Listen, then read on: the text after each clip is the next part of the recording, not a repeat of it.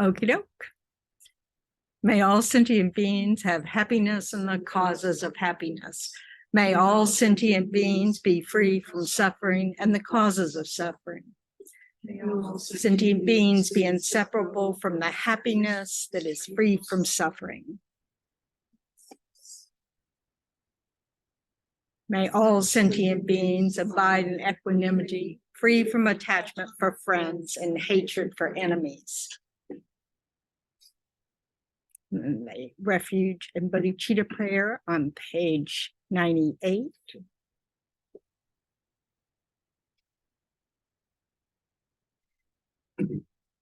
I go for refuge until I'm enlightened to the Buddha, the Dharma, and the Supreme Assembly. By my merits I create through listening to the Dharma. May I become a Buddha in order to benefit all sentient beings. I go for refuge until I'm enlightened to the Buddha, the Dharma, and the Supreme Assembly. By the merits I create through listening to the Dharma, may I become a Buddha in order to benefit all sentient beings. I go for refuge until I'm enlightened to the Buddha, the Dharma, and the Supreme Assembly. By the merits I create through listening to the Dharma, may I become a Buddha in order to benefit all sentient beings.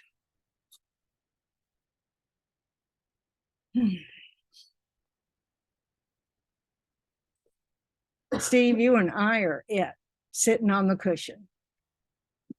How old are you? 72. 72. I'm 68. Y'all should be. We're very proud of you. And I do it because I find it easier on my back to do it than sitting on a chair. So, you know, but I do find it hilarious. So when I first went to a Dharma center, it was like, I guess it was 1997, something like that. And I couldn't sit on a cushion, you know, I didn't try. And then I got hit by a car as a pedestrian. And I had to sit on a cushion because I couldn't handle the dizziness from the height of the chair. And I'm really grateful for that. So, because this really is more comfortable. It's much better, it's much easier for your back. It's terrible for your knees, but much easier for your back. So anyway, don't get hit by a car in order to do it. I don't recommend that method. Crisscross applesauce. That's right. They had us sit that way in kindergarten. It started back there. Yes. Oh.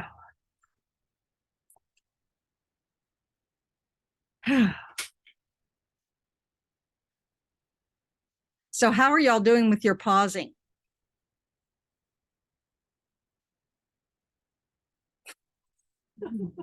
Are you taking a pause and thinking about it? There's a pause button. Yeah, that's right. Still We should be. searching for the pause button Mm-hmm. all the time. Well, it's funny too because it's the same button as the play button. That's funny. So sometimes we hit the wrong one.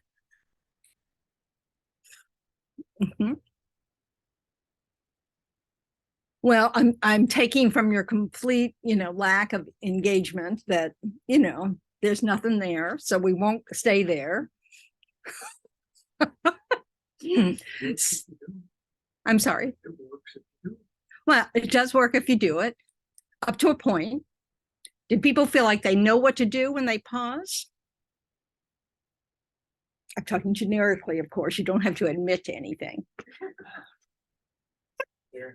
During the day, sometimes I won't necessarily rethink of my motivation, but I know at the very least before a meeting with people, force a smile. So I'll just and it works. I know it does work, doesn't it? We're positive and during the meeting. Yeah. It's strange working virtually. I feel like sometimes without the camera, it's harder to establish that human connection. So you can come off as more cold. And it's always a good idea to smile. It's, easier on the face. The wrinkles you get are more appealing. So and it really shows how it's not so difficult to set your mind in a better place, which I find so interesting because we really resist it. It's like, oh, do I have to be in a good mood? So, do I have to walk in like I want to see these people? It's just like, I don't know what it is. Where we get into the habit of looking worried rather than, like at least the benefit of the doubt that maybe this will go well. So, yes, I don't Deanna. know if this is going to make much sense, but I find that the pause for me with others is not a good. If I'm in someone's presence. So you find it, Luciana says she finds it easy to pause when you're in the company of others. Yes, not as tough. It's the time when I am by myself. With myself is when that is the most difficult. Does that make sense? Yeah. Well, it doesn't matter whether it makes sense or not. It's just whether it's true or not. Yeah, I find that. Well, so that's really important because, we need to recognize that the best time to practice is alone. Because if we practice when we're alone, we'll have better habits when we're with others.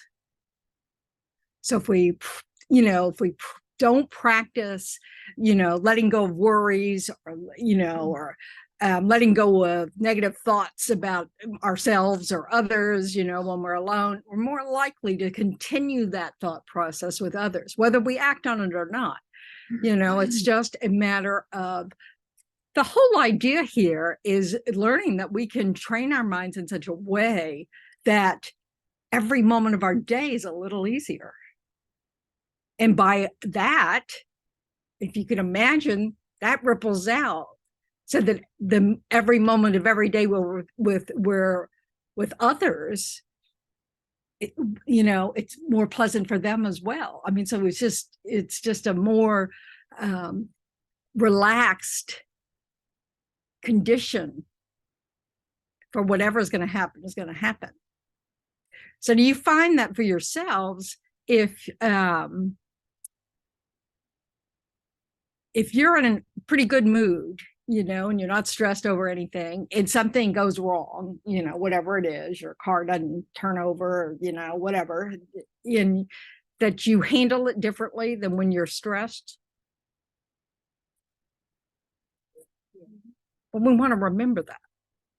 It's important to remember that if we're not working on keeping our minds in a less stressful state, then we're creating the condition for us to be a lot more reactive when whatever happens.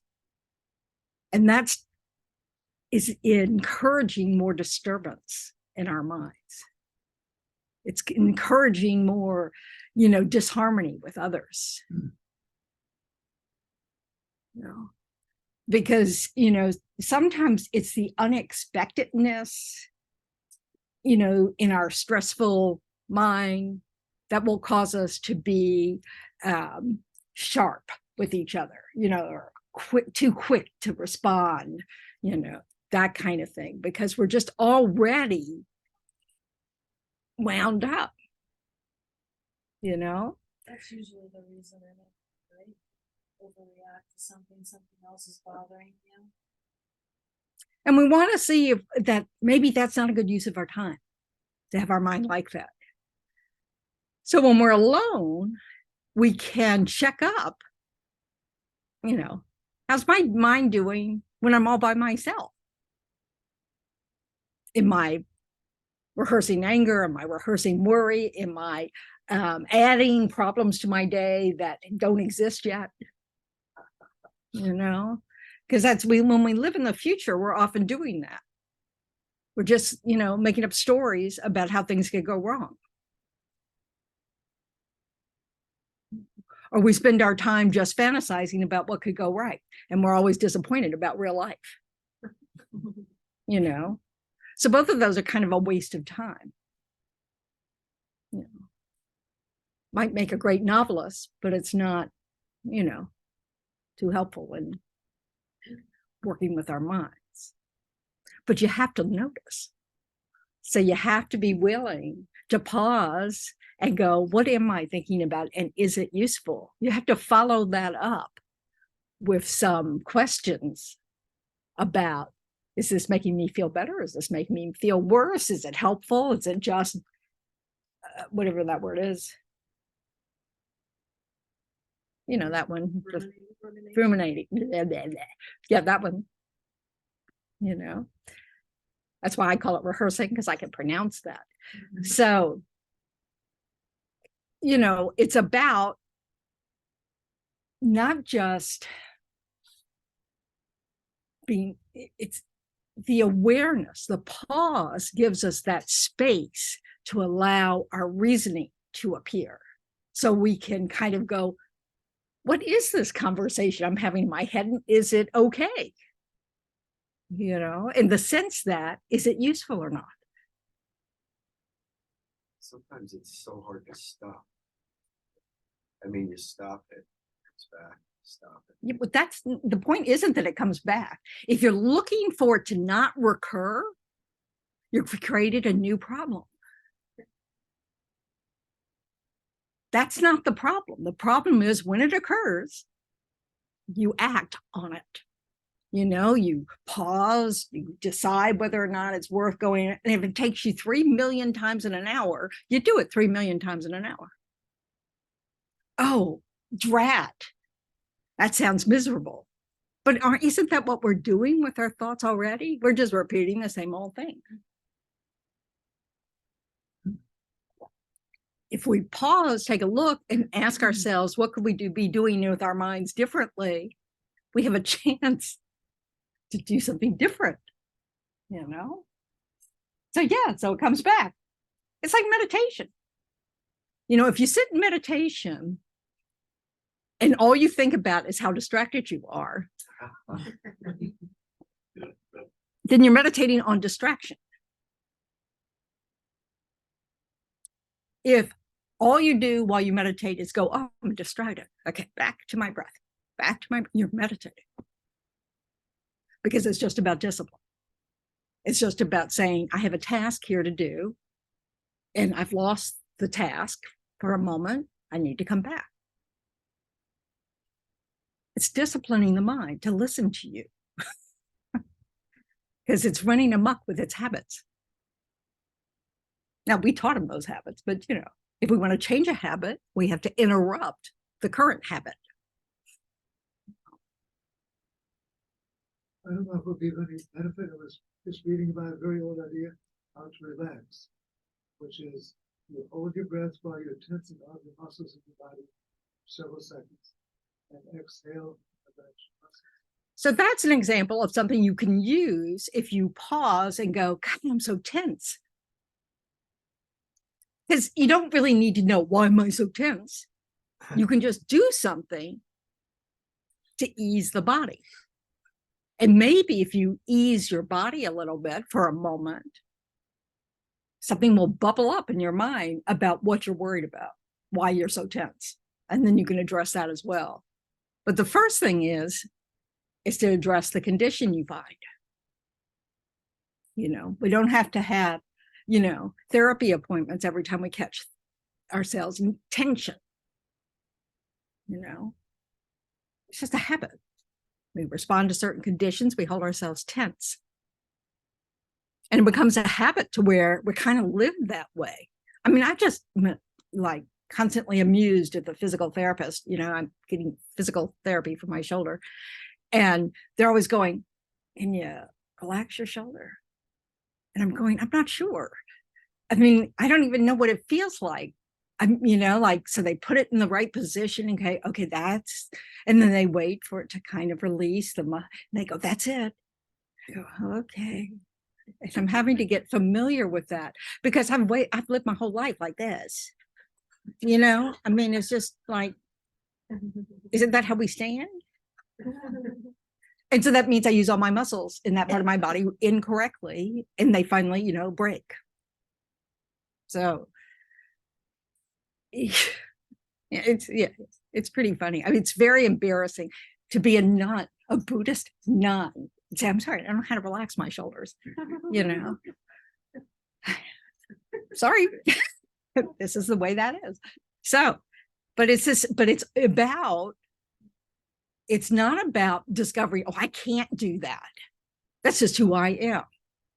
That's not true. That's a lie we tell ourselves to give ourselves permission to not to try to change.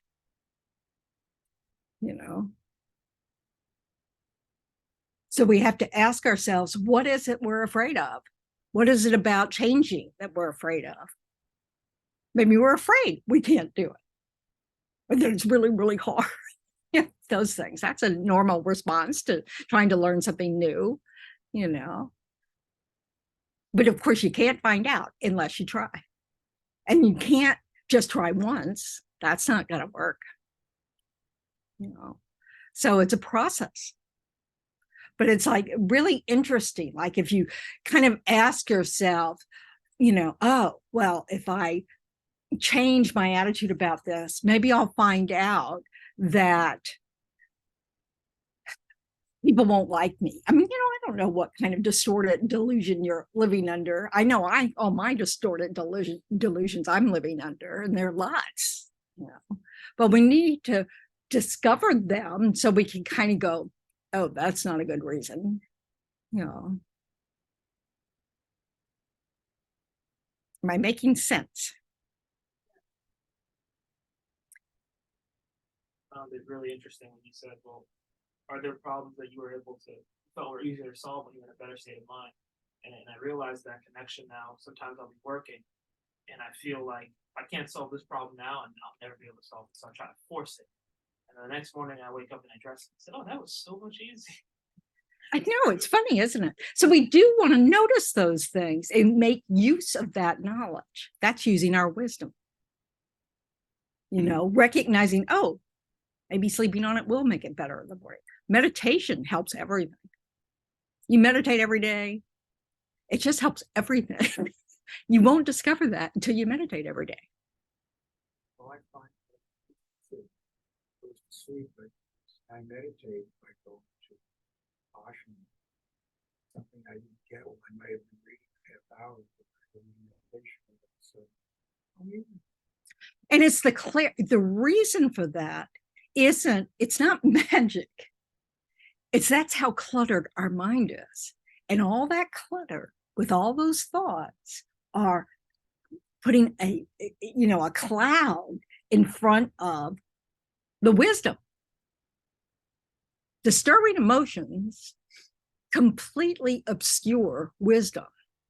We literally can't see what's within us to work.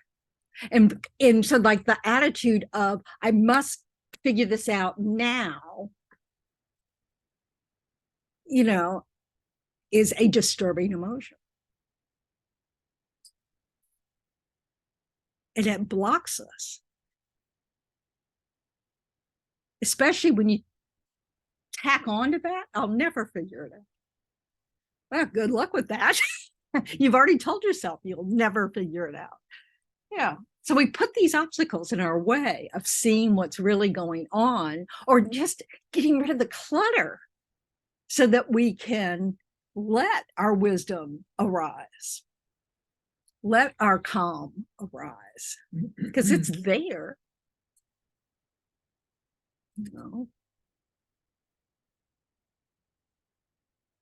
We just don't look for it.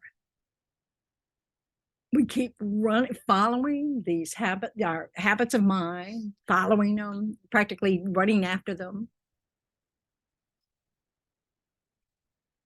instead of pausing and getting familiar with that calmer, peaceful states of mind that we have. We naturally have those. Otherwise, we'd really be like, the road runner, those old cartoons. I don't know any new cartoons, so I can't. I can't. But we're really, we're really not as busy as we think we are. And a lot of the time we're busy is time made up of doing things that are totally not helpful. And a lot of things are totally not needed. And so we really want to look at our daily life and figure out, is there anything on my to-do list that is totally not necessary? And it just squeezes the rest of the things I need to do,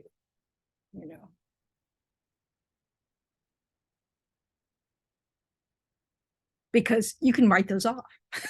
I think I'll skip those. Cross them off your list every day. Just don't need to do, don't need to do, don't need to do.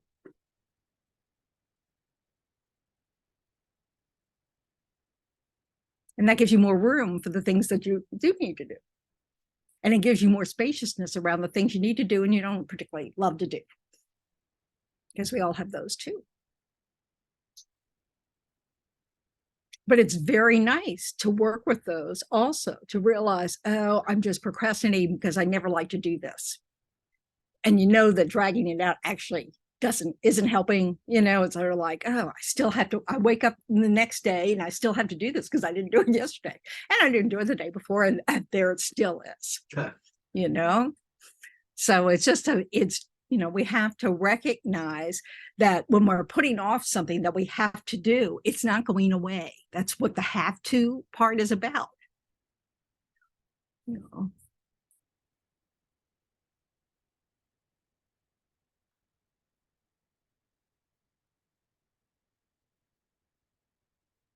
So we need to bring our reason in, and accept, oh, this isn't going to go away. Might as well do it. And that gives you more spaciousness around the things you want to do, because you wasted a lot of time procrastinating about the things you didn't want to do. And sometimes we fill up that time when we're procrastinating with things we didn't need to do at all. So what a mess. So it's really disciplining the mind to be able to train it into being able to be more skillful for you. It's your tool. Our minds is this great faculty that we have, so that it's we can train it in healthier ways than just because we've been doing it all our life doesn't mean we have to keep doing it. And through that training, we don't waste as much of our day with all the ruminating over things, that we can't do anything about.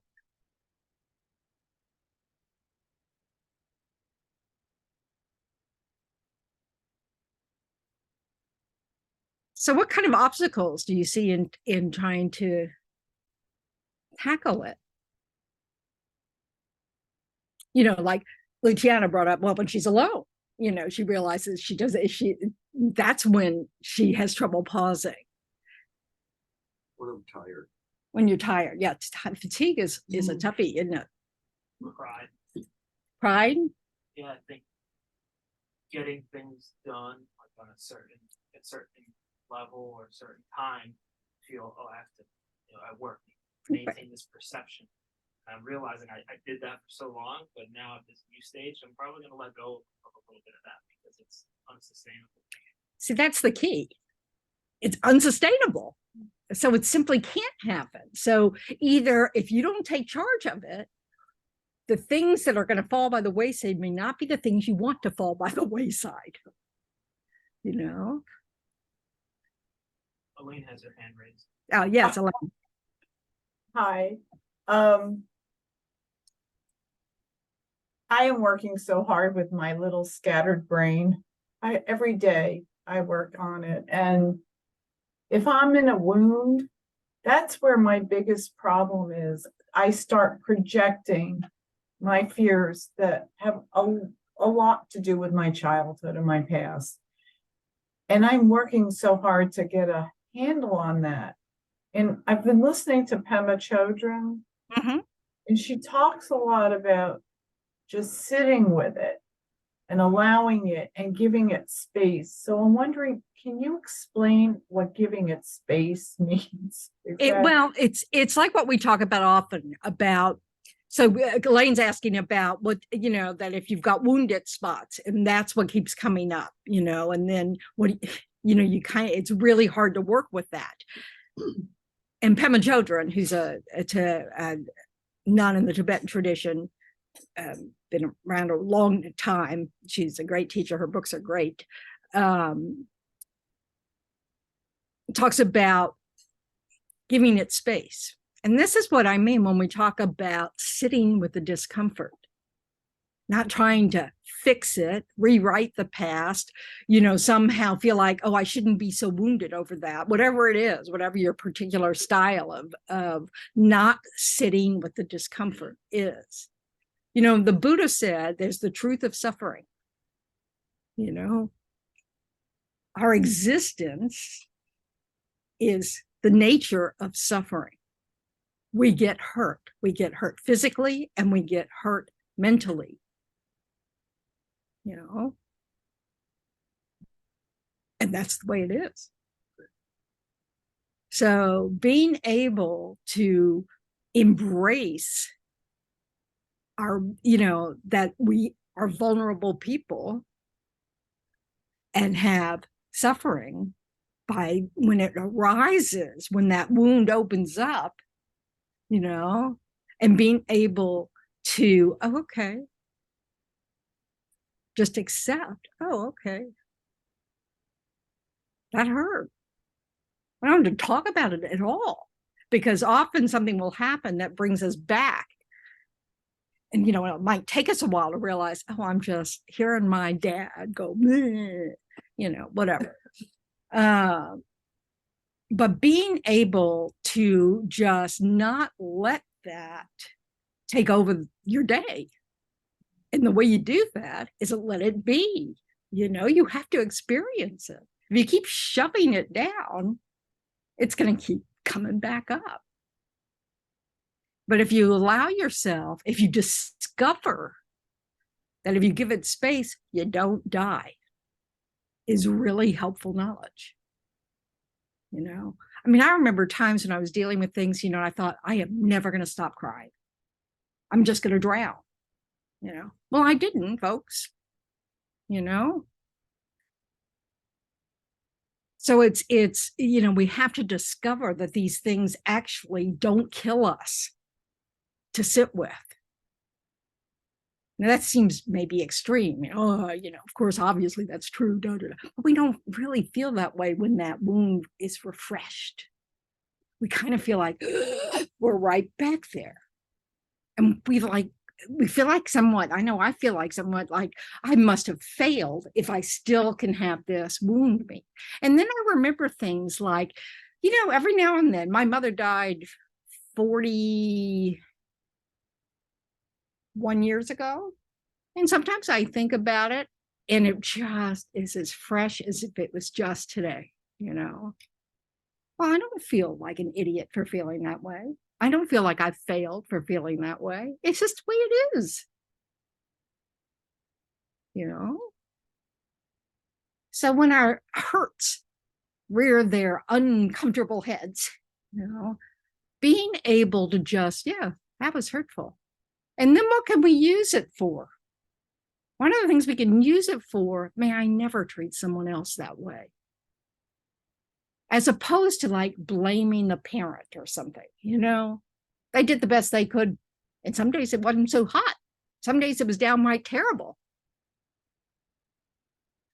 But we just want to remind ourselves, oh, I know how that feels.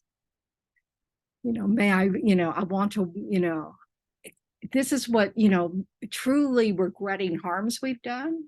That's that kind of feeling we want to generate, is that feeling of being wounded and accepting sometimes the responsibility that we did the wounding. You know, so that's one use we can make of our wounds, is just to kind of, you know, oh yeah, this is how that feels. Oh yeah, you know, just like I've been wounded, I've wounded others. But first we have to be able to just sit with it and go, oh yeah, this happened to me. And it doesn't say anything about who I am. It's just an event that happened to me.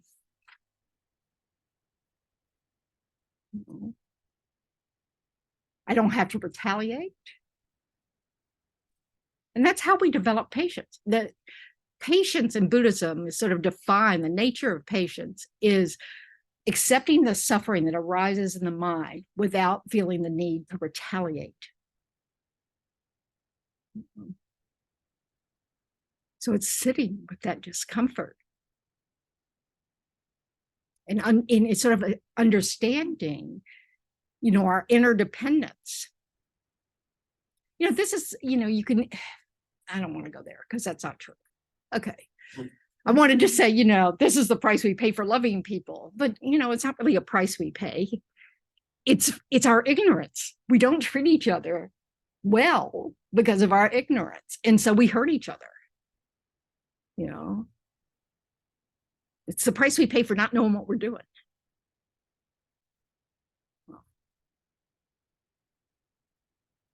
So sitting with it and then it's really critical to notice, to be able to get skilled at this.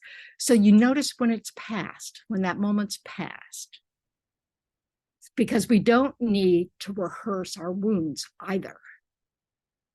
You know, so it arises, wait, there it is, that wound, I remember that wound, you know, but then we'll notice when it eases up, because it's impermanent. The suffering we're experiencing is impermanent. We don't have to hold on to it. It can rise again, just like my grief with my mom can rise again, you know, but it doesn't have to take over a day. Just because I, you know, have that grief arise or something at one point in the day doesn't mean I have to live the rest of the day feeling like that. I have to notice that, it's eased. To go take a nice walk, refresh myself.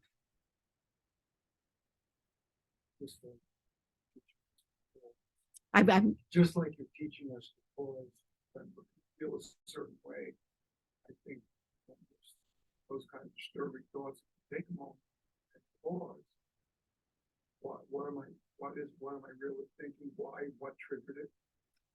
You don't even have to do all that. First, you may want to just pause and feel it.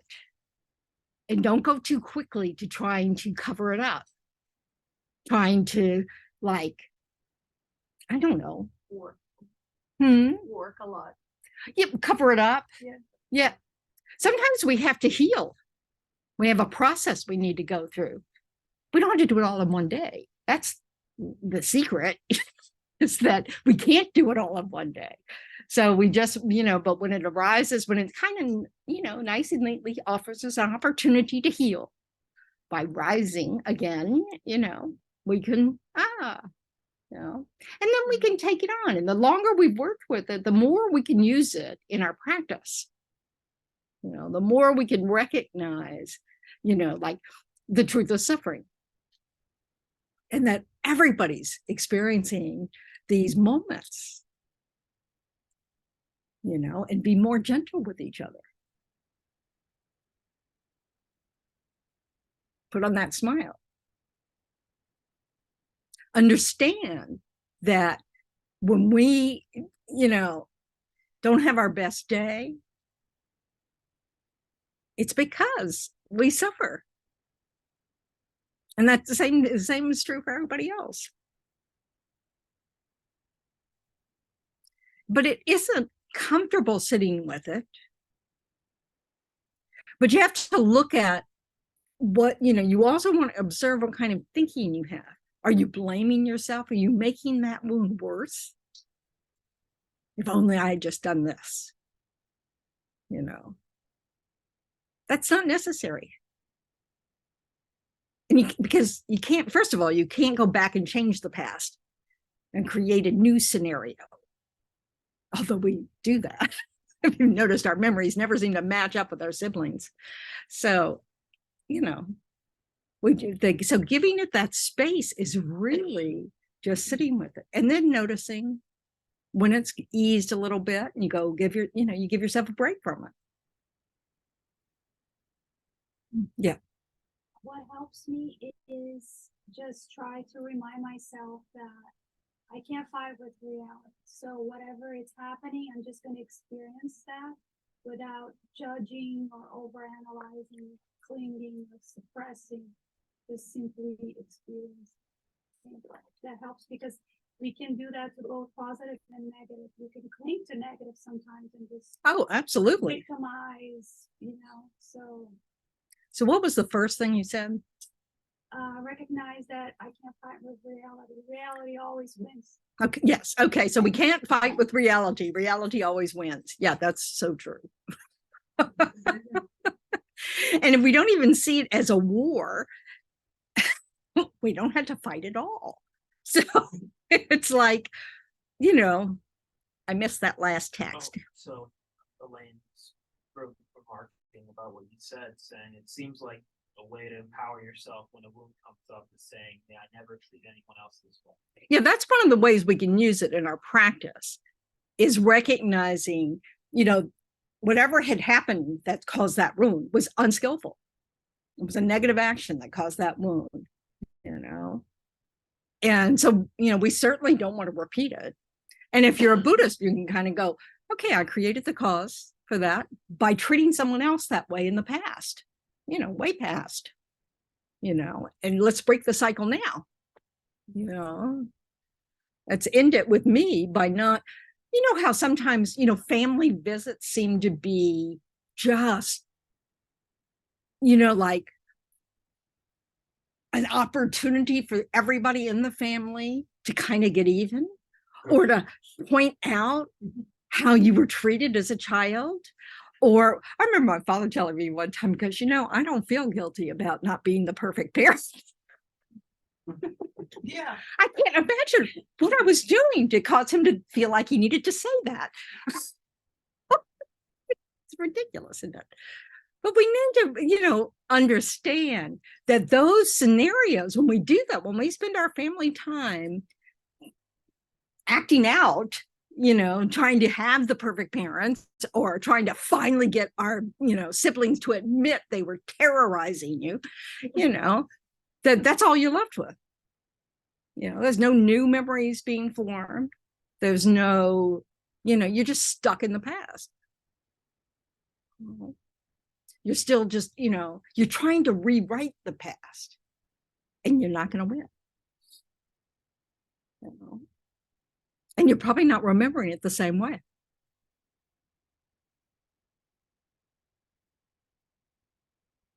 Yep. When you are feeling those moments where you want to just experience, maybe be alone or pause, how do you navigate that with other people? I feel like that's become a challenge. It's when I try to express that to close loved ones, then maybe they feel negatively about it, like, oh, why aren't you opening up? Or why am I causing you to feel this way? And then at work, the navigation there is, well, am I sharing too much? Am I supposed to feel like, like, how are things going? Just say, good. But really, if you're really frustrated, but it feels like you can't almost venture into that emotion because it's work. So. Yeah, well, you do have to know the audience. It's like some people that are your friends are not your confidants, like you don't share with them personal stuff because you have a suspicion it's not going to go well, like you'll hear about it later in some other conversation.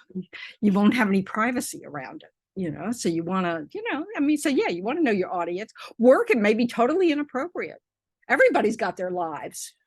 I guess, not in terms of sharing, but like compartmentalizing that. It's not compartmentalizing. See, it's actually experiencing the feeling, and giving yourself permission to think about this later. Don't suppress it. kind of notice what was going on when it arose so that you can reflect on it that night or that weekend, or whatever, So it's like, and often you really don't want when you might, like with loved ones, with partners or something, when you've got, a wounded spot arises, you might be able to develop a communication with them about, I'm just been wounded. Can you give me some space to just handle that? Because if it may have nothing to do with them. But if you talk about it in that moment, it may come off as, you're saying this is hurting me, not that it triggered a memory about such and such, and and it just brings up old stuff. So like at Thich Nhat Hanh's, the Vietnamese monk, his community, one of the rules was if you got irritated with someone, in whatever degree, you got irritated or bleh, you had to tell them within 24 hours that you'd gotten irritated. But you couldn't talk about it until you were no longer irritated. And you had to do that within the week. If you hadn't been able to go then talk to them and say, oh, I realized it was all about me. I may have gotten irritated with you, but guess what? It was all about me, and so there's nothing really to resolve, right? If there's something you resolve, then you try to resolve it. You realize, well, it was difficult when, I didn't feel like I was getting clear instruction, and then you didn't seem to have the time to give that clear instruction to me, and blah, blah, blah, whatever it is, and you try to work it out. And if you can't work it out, you have to bring it to the group. It's fun to live in a Sangha community. You have to about no privacy at all. And usually if you brought it to the group, Thich Nhat Hanh would end up bringing it to a class. But I tell you, just like when I talk about the embarrassing stuff my mind comes up with, to you guys, it really, it's like, oh, that's I can get over that. So it's, our voice in our heads is much worse than we think it is. So, but you do want to consider your audience. I don't try to share with you just to put a burden on you. I try to share with you examples of how to work with things. And I tend to exaggerate, just so you know. And I'm usually talking about something in the past that I've already coped with, because if I'm not coping with it yet, then, like me talking about being anxious about this trip, and then it's sort of like, okay, can we not talk about it anymore? We all have to know, and this is a trial and error process. You will make mistakes. You will share with people you shouldn't have shared with. Oh my God. Okay, it's a learning process. And you also have to, understand that sometimes when you share with someone else, you may not get the response you want. And then you have to look at yourself. That's an expectation. That's that emotional contract. I'm going to share with you, but I'm sorry, don't forget to follow the rules and sign. I want you to sign the rules before we start. We don't do that, do we? But then we still hold people accountable, like somehow they got the rule book in advance. So it's just this, but a lot of this stuff, particularly the wounds of the past, are things we're just going to have to, take with, to a time when we do have a few moments to sit alone, sit quietly, and remember that we're always alone inside. It's one of our great struggles, is that, I remember a monk one time in Plum Village saying, I can't seem to get away from anybody. I go here and there are people there. I go there are people there, blah, blah, blah, blah. And then you realize, but there's nobody else in here except me. So we always have this inner place we can go to. Sometimes it's well worth to spend that 5 minutes at work, not working, looking like you're working, but you're letting yourself chill. You're letting yourself settle down a little bit in your mind. Nobody needs to know. We all waste time. So, just make your wasted time useful. Make it easy for meditation. Excuse me, Tendron, Yes. can we talk about that voice in our head? Oh, yeah, that voice in our It head. said, something about it being more powerful than we know. And Well, it sounds worse in our head than it does when we say it out loud. yeah, because I know for me, I think a lot of us give it a lot of power. Oh, we give it all our power. Yeah. This is 'Cause I'm what we're doing. We've got these habitual habits, Sherry, of thoughts, and we're letting them run the show Mhm. when we're not going, they're just my own thoughts. Yeah. Let me retrain the way I'm thinking, because these thoughts are not helping me. Mhm. You know, so sometimes when we feel like, oh, I have to do something, you know, like, oh, I have to say something or I have to speak up, you have to look and go, why do I believe that? Where did I get this rule from? You know, generally, you know, we are doing some, our parents said, oh, this is what you need to do, da, da, da, da. Or we, you know, or there's just some, we read something in some magazine, oh, I should be doing this.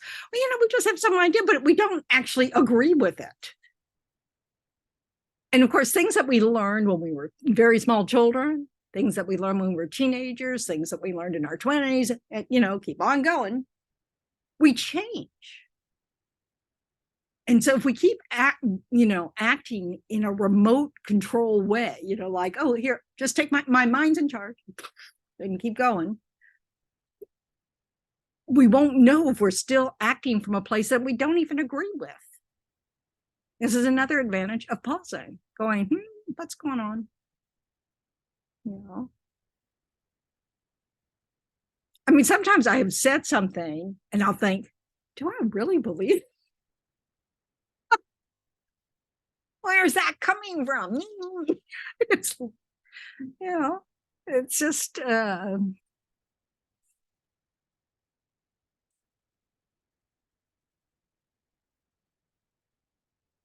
we want our wisdom to be in charge, our compassion to be in charge, our kindness to be in charge, our love and our patience to be in charge, our generous nature to be in charge, you know? So we want to encourage those minds, those thoughts, and we want to interrupt the greedy, self-negative, you know, thoughts that aren't helping. They don't help us, but they don't help anybody else. You know, you have Buddha nature. So the next time you think, oh, I'm such a jerk. Yeah, well, okay, you're a person with Buddha nature who's just been a jerk. I mean, I'm not saying we're not jerks sometimes. It's just that we aren't that. It's a moment in time, and we can practice not being that until it becomes the habit. You know? So this mind that feels like it's in charge, use your mind to get it in check. That's the beauty of having this very sophisticated support for our mind. Mosquitoes can't do this in this life. They have Buddha nature too, but they don't have a good physical support for their mind.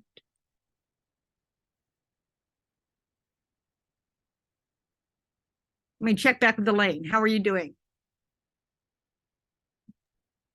I like a lot of what I'm hearing, and I'm practicing every day to be like, with whatever feelings come up, to be with it and to be kind to myself. Yeah, So absolutely. I can do that for other people. Okay, I was just checking in to make sure we're addressing those same issues you're asking. Sherry, how are you doing? Thank you. I'm good. I'm taking it all in, and Yeah, and by the way, you don't have to like everything I say, and you don't have to agree with everything the Buddha said. You need to check up with your own experience, your own mind. You've got wisdom. And when you realize, when you look, you don't know what to do, you have to seek wisdom. You know, Because really, basically, the Buddha said we don't know what we're doing, so we need some help. But we have all the basis for the good qualities we need in order to be kind to ourselves and each other.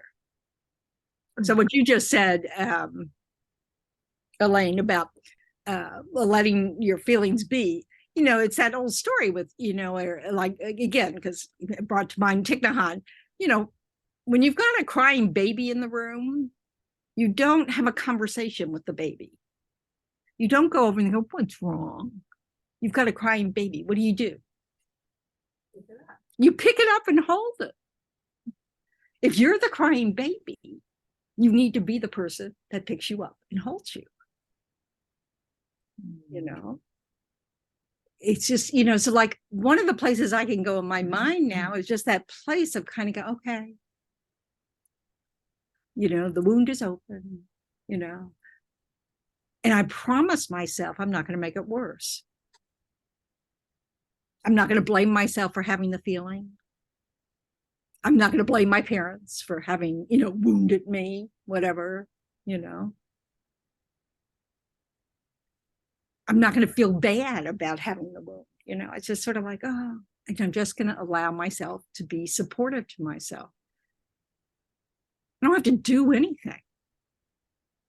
It's really about responding with gentleness and kindness and awareness, recognizing, oh, let's not make a decision at this moment, because it will be coming from a wound. But it's really important also to recognize when it's eased a little bit and then do something else. Don't keep thinking, don't bring it back up, because then you're just rehearsing the. Is coming from a wound. I'm sorry. Oh, I'm sorry. No, I'm just repeating what you were saying to try to remember in my mind. Yeah, that's also a good thing to do. I do. I have to completely rehearse what I'm learning and just keep. And if you see me looking down, it's because I literally take notes so that I can read. I have whole notebooks. I have a whole bookcase. It's nothing but my own notes at teachings like this. I don't know what you guys are doing, but I wouldn't remember half of what I said. I don't remember half of what I say, So, I mean, if you want to learn a new habit, you have to learn. You have to learn new things to do, and you have to remember to do them. You have to remember what they are. It's true. You have to listen to it again. You think teachers are repetitive because, it's fun to be repetitive? To look at the glazed eyes. It's like, okay. No, it's just because we need it. And I know you need it because I need it. Yeah, to be reminded. Yeah, absolutely. It's like a few weeks ago, you covered the point, which was getting comfortable doing nothing. So today we are kind of, continuing in a way the power of pause. Yeah, of course. Yeah. Because it's a process to develop these habits. And I take a note actually every Sunday. Yeah, good job. All these notes in here. Good job. Right answer. But I mean, it is. I mean, it's really not.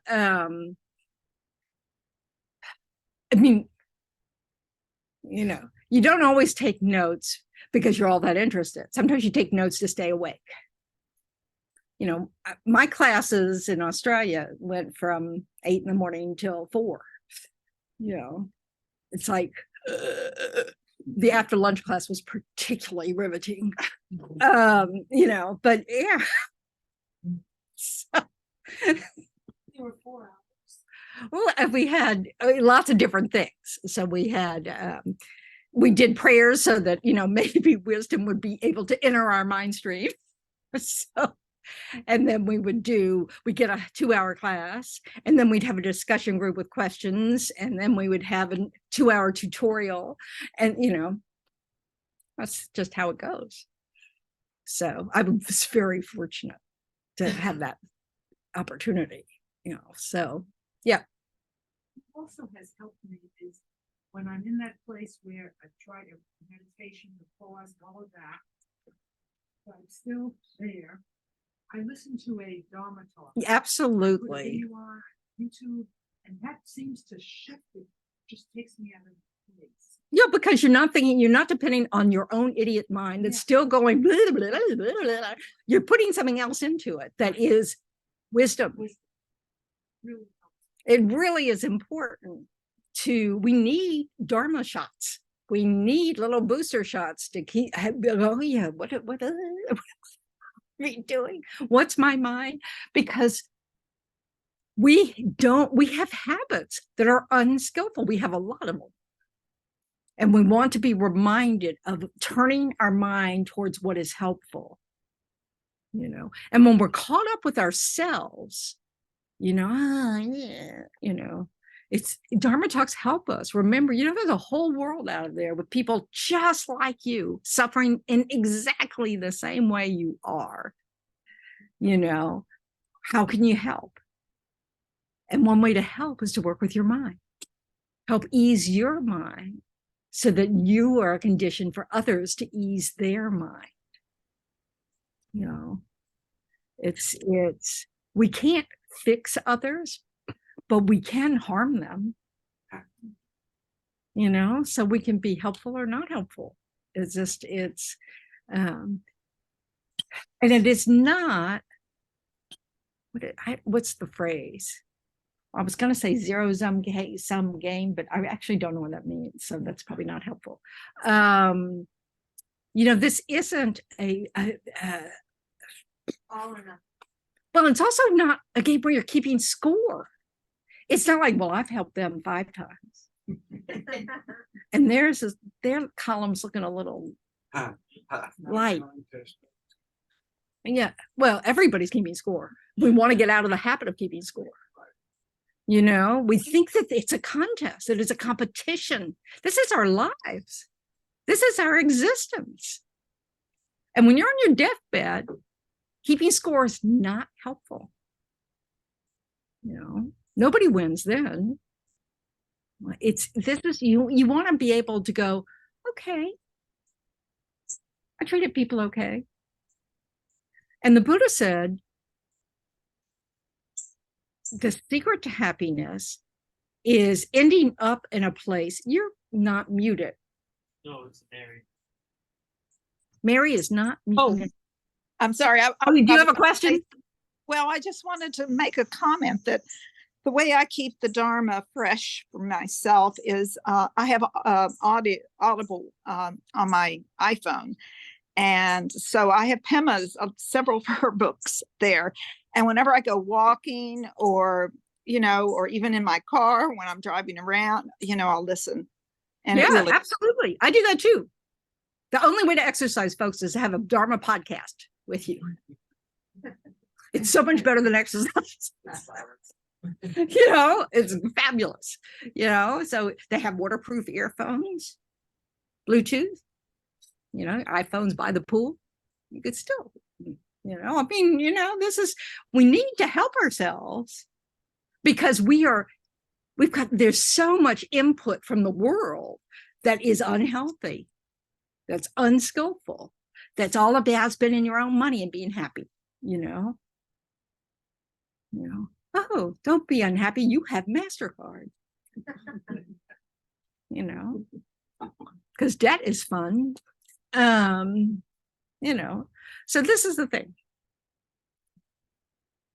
Okay. You were saying that the secret of happiness is cherishing others. Thank you. It's cherishing others. That if we want ultimate happiness, the happiness that doesn't ever stop,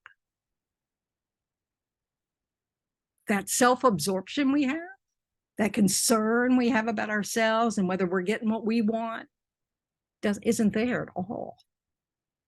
Buddhists don't worry about themselves at all. Do they live in a state of concern and rumination and worry and blah, blah? No, it's described as a state of bliss. All that self-focused activity makes us unhappy, not happy. Makes us notice every little thing that's happening that we don't like. You know, but it's it's a process, because we're not there yet, because we still have a self-focused ignorance. You know, we do need to really understand our limits, so we don't have compassion fatigue, so we don't burn out when helping others, so we don't hate them for making us still have to help them, you know, whatever, you know, when we start to develop resentment or something, we can avoid that by recognizing we have limitations. We're not Buddhas yet. But the reality is, the less we're concerned with ourselves, the happier we can be. It's a condition for that.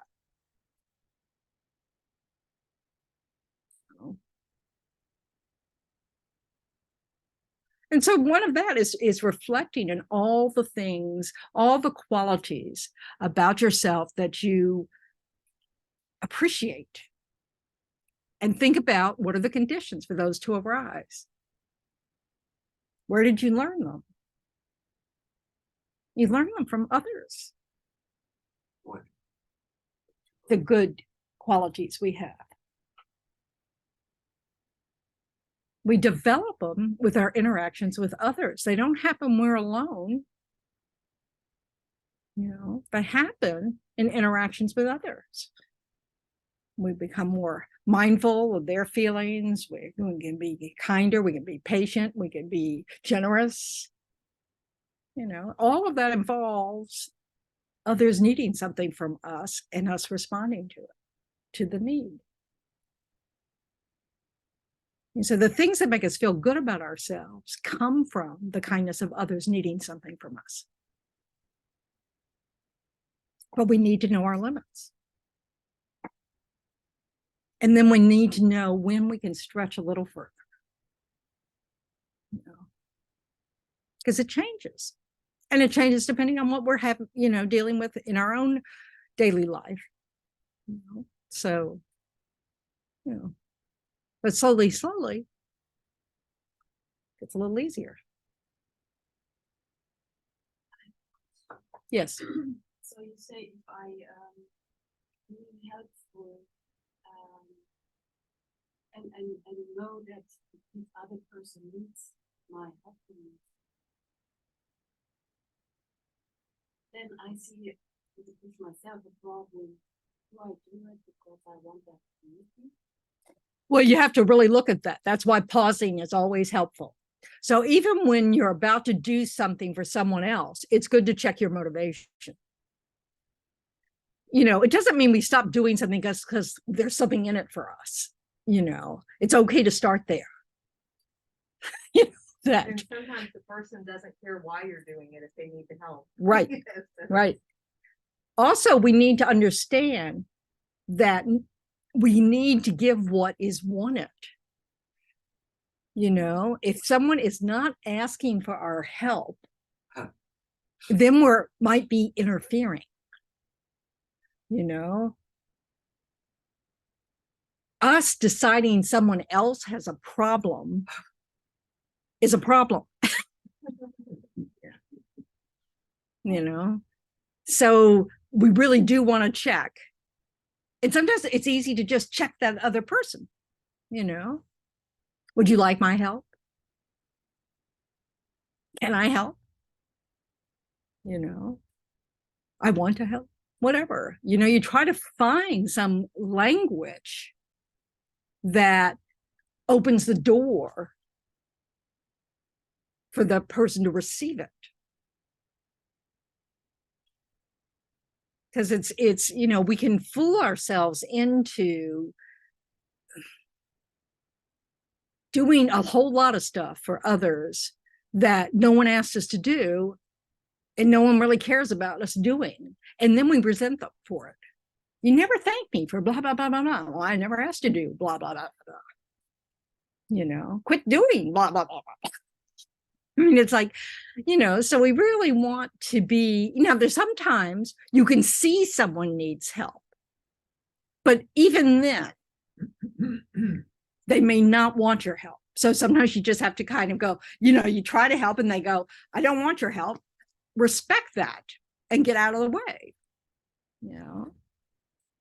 Have you ever tried to help someone, like they drop a whole bunch of stuff and the groceries, the oranges are rolling down the parking lot or something, and you go help and they go, I don't need your help. I mean, that happens. I've had it happen.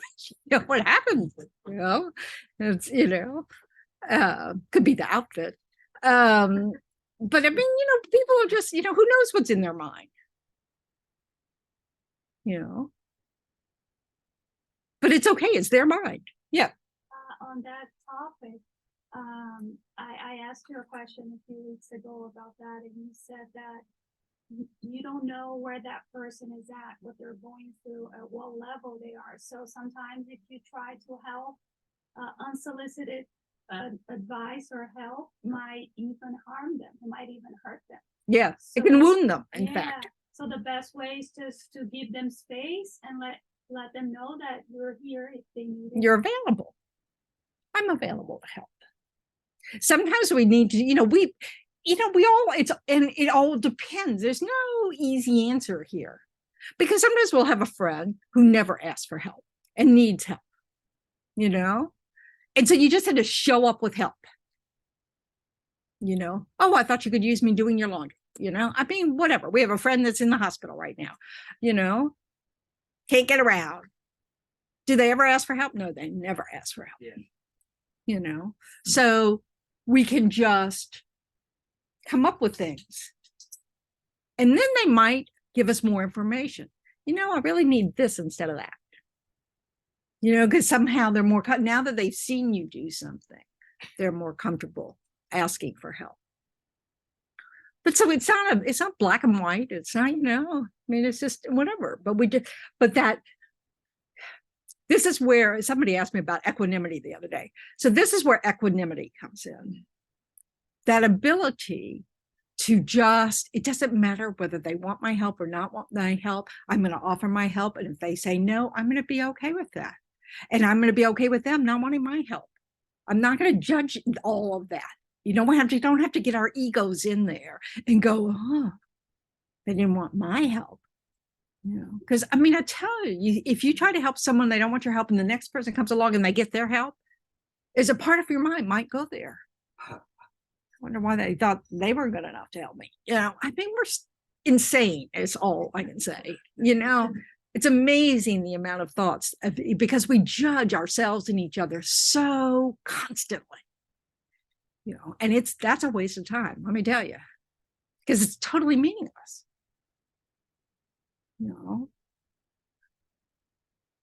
And thank goodness we have Buddha nature. So we're definitely worthwhile, but so is everybody else. So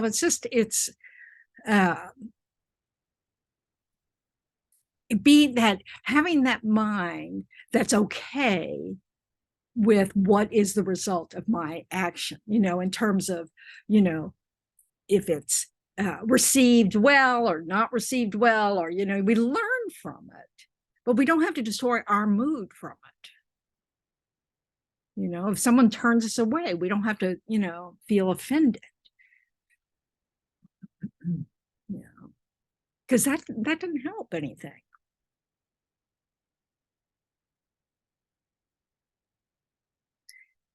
People don't need to deserve our help.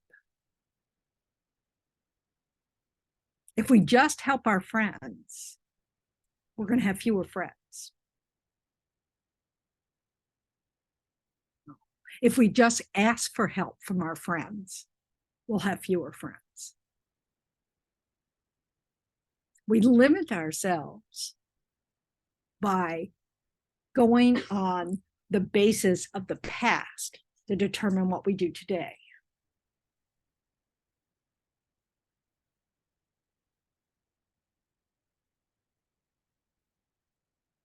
Yep. You mentioned something about being interdependent communities, so that comes to mind.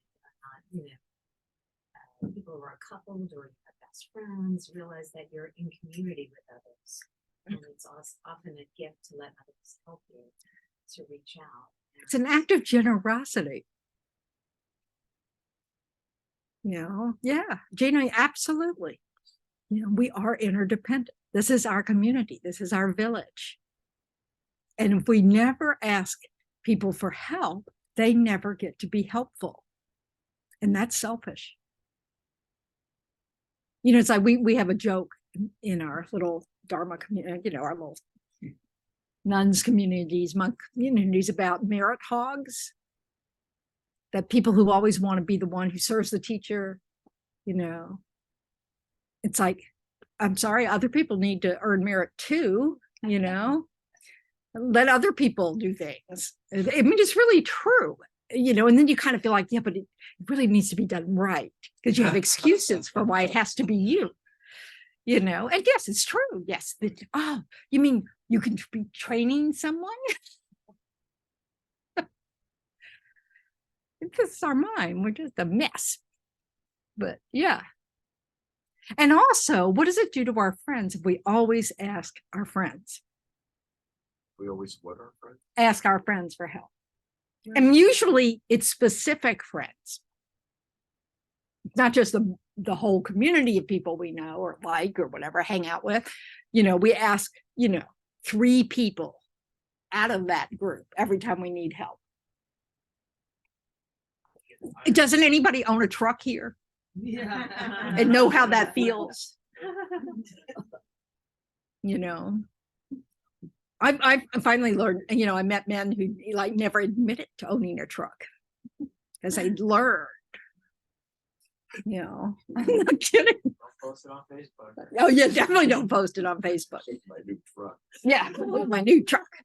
Yeah, no, You can experience compassion. Yeah, this is what we have limits, and that everybody else has limits. And creating expectations that someone's going to help you every time you ask is not real. It's not based on any kind of wisdom. It's based on the fact that it's easy.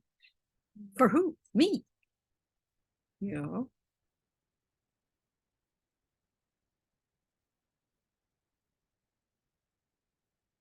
As a nun, I mean, one of the things you have to, when you're living in a nun's community, I lived in a nun's community that was also connected to a Dharma center, a residential Dharma, like retreats and things. They also did, regular weekly teaching kind of thing. But so we were often walking, the nuns would be seen. And you had to learn that, if a nun in those kind of conditions ask for something, you get 10 people who come help.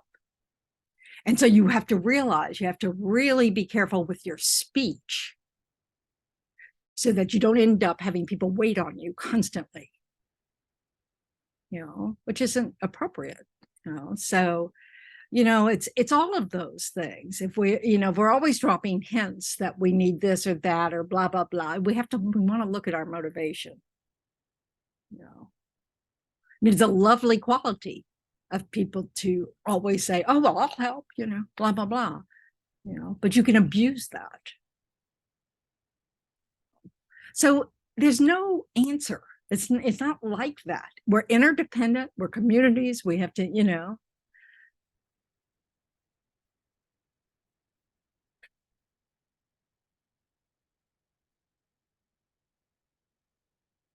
But it's really wonderful to come from a place of trust. Come from a place that says, I trust that somebody in my community can help. And then, and if you trust that, then you're okay when someone says no, because, you'll ask someone else. And if everybody says no, you go, oh, well,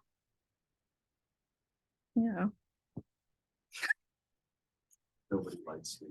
Yeah, you see, that's where we can go, and how ridiculous, but those are habits that aren't helpful. So if you go there, you want to go, oh, yeah, get over yourself.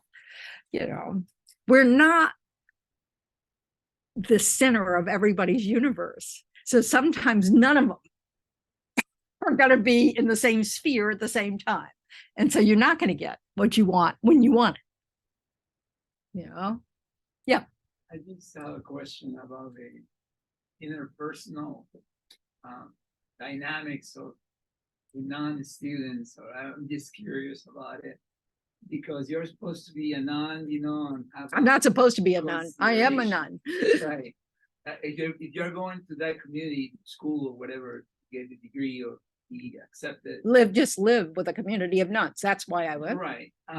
My question is, I'm trying to figure out when you go to work, let's say a police officer has to change their personality to be accepted as a police officer. So when you're in that community, when you get breaks, do you still kind of say like, "Oh, man, I'm always a nun. that teacher was boring"? Yeah, I'm always a nun. You don't do that when the students don't share, that they don't gossip. Well, we're not supposed to gossip. That's a big difference from we don't gossip. And you do. Of course we do. We're just Okay, human beings. That's what I'm just trying to picture. That The really because funniest sometimes time. people think that nuns are like superhuman beings. Yeah, no, yeah, They're exactly. human beings too. Yeah, they just happen to wear funny clothes. I mean, it's like when I ordained, Yeah. I really didn't know much about Buddhism, especially Tibetan Buddhism at all. I had sort of Thich Nhat Hanh's background, you know. So anyway, so I asked to, you know, realized that the desire to be a nun was not going away. So I asked permission to ordain. And Rinpoche, Lama Zopa Rinpoche goes, "Oh, there'll be an ordination in 6 weeks. Can you make it?" So I had 6 weeks to figure it out. And, you know, I'm calling Kopan saying, "Can you send me a chogu, you know, the yellow robe?" So anyway, it was hilarious. But so I'm literally gone for, I guess, 48 hours. I went up to Wisconsin, was ordained, came back to Raleigh, North Carolina. And you would have thought that they gave me a shot of Dharma wisdom by what people around me expected me to know, by, you know, because of that change of clothes. It's hilarious, you know. So yeah, you can't tell what someone's qualities are by the clothes they wear. And that's true anywhere, you know. To me, the benefit of being a nun is that my vows are all day long. They don't go away. We don't take breaks. They're not free on the weekends. You know, is that it helps me practice. You know, it's like I look down and go, "Oh yeah, you're gonna act like that in this outfit? Yeah, it's not good." So, you know, does it? I mean, and that helps. This is the point of them. Right. You know, it's just sort of like, you know, you look in the mirror going, "I don't have to worry about sex anymore." You know, that's over for me, you know, and it's okay. You know, it's, you know, I mean, Right. these are things that help us. They protect us. Vows protect us from our ignorance, from our own, you know, thinking that we know what's right and we don't. So it just tells us what we can and cannot do. You know, it's not very, I mean, I have 365 vows, 364 vows, you know. So yeah, do I keep them all? Not very well. Do I try to keep them all? Yes. Yes, it goes, this is the direction I want my life to go. You know, and I'm grateful for that because I was a real jerk, you know. So, you know, I'm less of a jerk. Am I a cured jerk? No. Wish I was. But I still could be quite the jerk. Yeah. But Dharma really changed my life. So, you know, and don't, you know, I don't know how people walk away from it, but they do because it's not for everyone. You know, so, but yeah, people expect certain things and they should have the right to do that because that's one of the things we are, is we're a billboard for the faith, you know. And so, you know, we do want to watch how we act because we don't want someone to say, "I'm not gonna, you know, that tradition, forget that." Do we still make mistakes? Yes.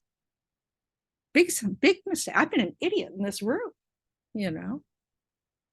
You know, so we do, you know, because we're not Buddhas yet.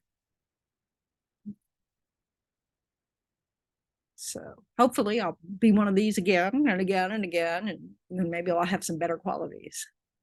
You know. But I won't if they're just close. You know, It's just a reminder of my decision, my choice that I made, that I want to put these teachings into practice. No excuses, no turning back. And you really can't turn back. It's so interesting because, you know, once you start to notice, oh, that wasn't a very nice thing to say. The good news is it's really hard to do it again. Or if you do it again, you kind of go, really? You know, and you just keep wanting to like stop that behavior. And that helps you stop that behavior. You know. And that's a process. So we have to be gentle and kind to ourselves and not give ourselves permission to quit just because we don't succeed. You know, you just have to keep going. So what I have to offer you is what I've learned, you know, the teachings I've received, and hopefully I'm sharing them, you know, accurately. By example. Well, let's hope. You know, but yeah, that's, you know, that's what you hope to do. Does it get tiresome? You know, yeah, I mean, there are times where you just want to go, really? I don't, you know. But it's not, you know, it's like, why would I want to, you know, so this is what you have to remind yourself of, you know, when you're thinking about, you know, habits of mind you have and the actions that follow from those habits that you really wish you just would stop doing. You know, you need to remind yourself, do you really want to give yourself a vacation from not wanting to do it? You know, probably not deep down. Do you want it to be easier? Absolutely.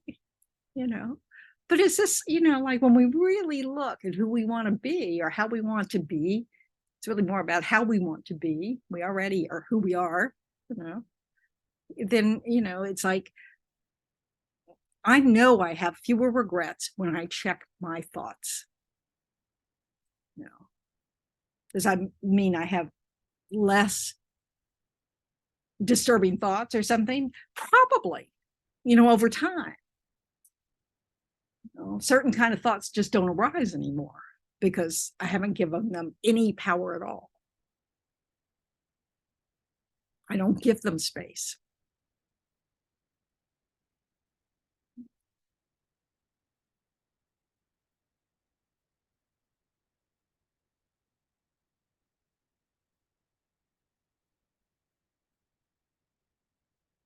We're out of time. Okay. Well, let's hope we're not out of time. But we will someday be out of time. So, all right. So we have one more week before I go out of town. So what's following me? So there's meditation 101. So we'll on the 24th we'll start the meditation 101 class, but we'll still continue to have the meditations before class. Yeah, so one is a meditation, and then there's a class on how to do meditation. And that's a 5-week class, which takes us up to when Yangtze Rinpoche will be visiting, and we're going to be his teachings and the Medicine Buddha empowerment will be at the Unitarian Universalist Church in Boca on the 27th, 28th, and 29th. And that will be on, it's already on the website, I think the dates, but the registration will be up there imminently. And then Gladys is offering sound bowl healing. Just wave, Gladys. So if after class you want to ask her what that is. And on the 19th, Hernan is starting yoga classes, which will be weekly, and that you'll be able to register for on the website. He's amazing, and he's very kindly. Both Gladys and Hernan have offered this as an offering to the center, so they're not making money on it. It's just something they're doing to help us out. Donations are always welcome. Yes. It's costing us about over $8,000 for Yangtze Rinpoche's visit. So if there'll be some wonderful merit-making opportunities for sponsorship for that. And I have not checked with Venerable Tendron, so I'm going to put her on the spot now. Next week, are you able to stay for 15 minutes or so after? Yeah. So we're just have a sort of bon voyage, enjoy your trip tea with Venerable Tendron after next week's teaching. Yeah, no big deal. I'll be back in November. So, but so this is your opportunity on Sundays to come, develop some different styles of meditation. Like if people sometimes learn one style, there's a lot of different analytical meditations in Buddhism that help us learn how to reflect on things when we're trying to change our habits. So there'll be that styles as well. There's also visualizations. So also, just to set your expectations, we're not bringing a visiting teacher in for that. That's going to be students. Jack and Ampy and I will be doing that course. So. And they've all taken the course several times, along with other courses. So they've been around a while.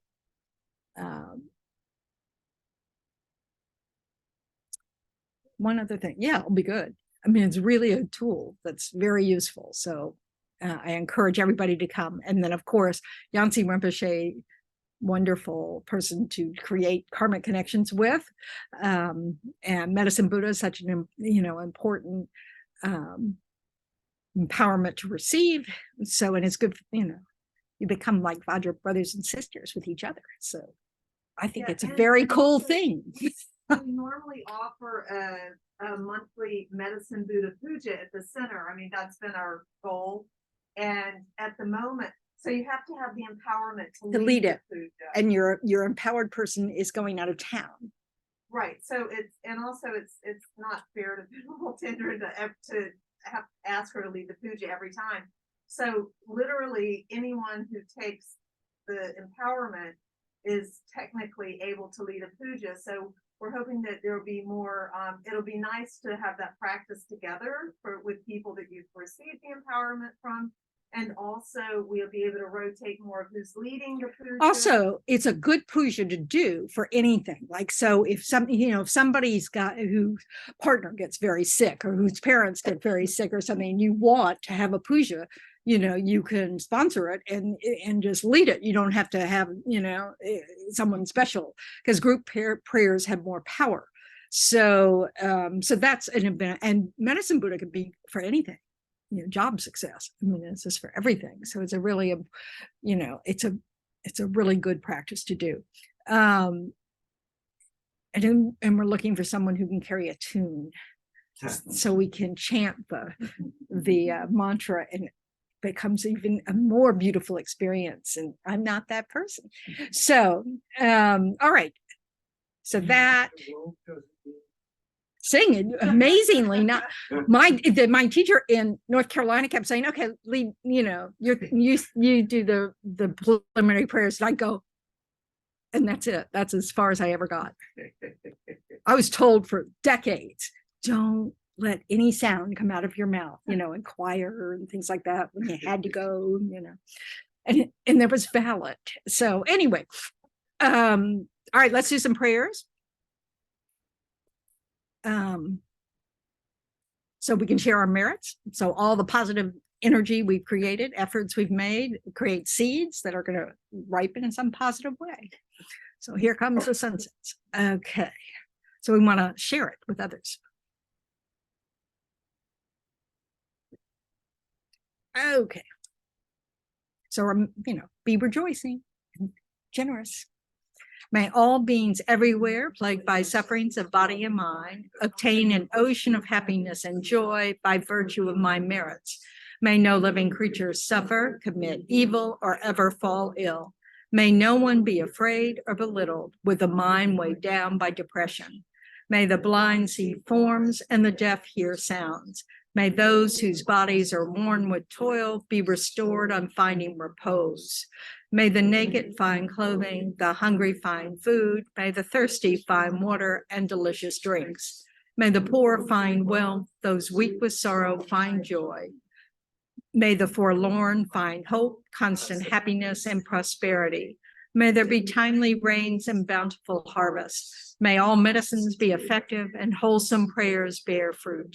May all who are sick and ill quickly be freed from their ailments. Whatever diseases there are in the world, may they never occur again. May the frightened cease to be afraid and those bound be freed. May the powerless find power, and may people think of benefiting each other. For as long as space remains, for as long as sentient beings remain, until then, may I too remain to dispel the miseries of the world. And then the long life prayer for His Holiness. In the land encircled by snow mountains, you are the source of all happiness and good. All powerful Chenrezig Tenzin Gyatso, please remain until samsara ends. And then the request for the swift return of Lama Zopa Rinpoche.